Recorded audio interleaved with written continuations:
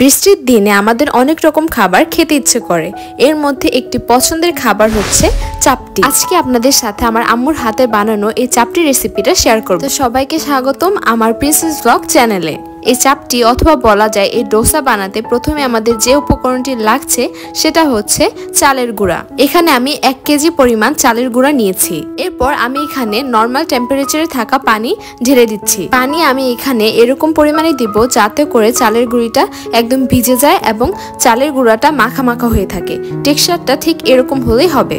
এরপর আমি এখানে পেঁয়াজ আর মরিচের একটা পেস্ট বানিয়ে নিব। সাথে সামান্য পরিমাণে একটু পানি দিয়ে এখানের উপকরণগুলোকে ব্লেন্ড করে নিয়েছি। এরপর এখানে আমি 1/2 কেজিরও কম মসুর ডালকে ব্লেন্ড করে নিয়েছিলাম। এরপর পেঁয়াজ মরিচের যে পেস্টটা আমি একটু আগে ব্লেন্ড করে নিয়েছি সেটা এখানে ঢেলে দিচ্ছি। চাপটি বানাতে তেমন কিছুই লাগে না, জাস্ট মসুর ডাল একটু ব্লেন্ড করে নিতে হয় আর পেঁয়াজ মরিচের মিশ্রণটাকেও ব্লেন্ড করে এখন সবগুলো উপকরণকে একসাথে ভালো মতো মিশিয়ে নিলেই কিন্তু চাপটি অথবা বলা যায় ডোসা একদম রেডি।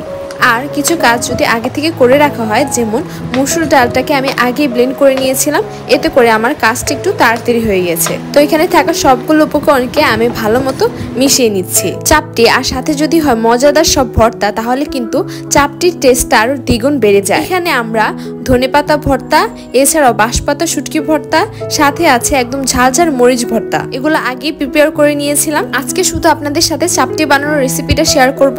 ভর্তার অনেকগুলো ভিডিও কিন্তু আগে আমি আপলোড করে রেখেছি। প্রথমে আমি ফ্রাই প্যানটাকে খুব ভালো মতো গরম করে নিয়েছি। এরপর ডোসাটা এখানে দিয়ে দিলাম। এরপর এই চামচটা দিয়ে চারোদিকে এটা ছড়িয়ে দিব।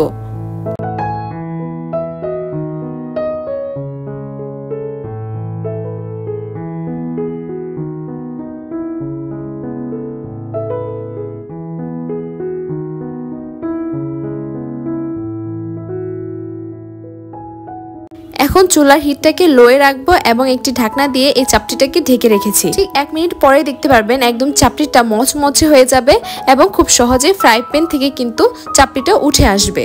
আমরা নর্মালি একটু মচমচে চাপটি খেতে পছন্দ করি, তাই এরকম মচমচে চাপটি বানিয়ে নিয়েছি।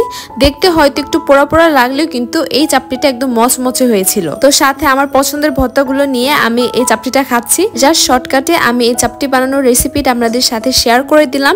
আমার ভিডিওটা ভালো লাগলে অবশ্যই আমার ভিডিওটা একটু বেশি বেশি করে শেয়ার করে দিবেন। আর এই বৃষ্টির দিনে চাপটি বানিয়ে খেতে কিন্তু ভুলবেন না। এই ওয়েদারে চাপটি না বানিয়ে খেলে কিন্তু খুব বড় একটা মিস করে ফেলবেন।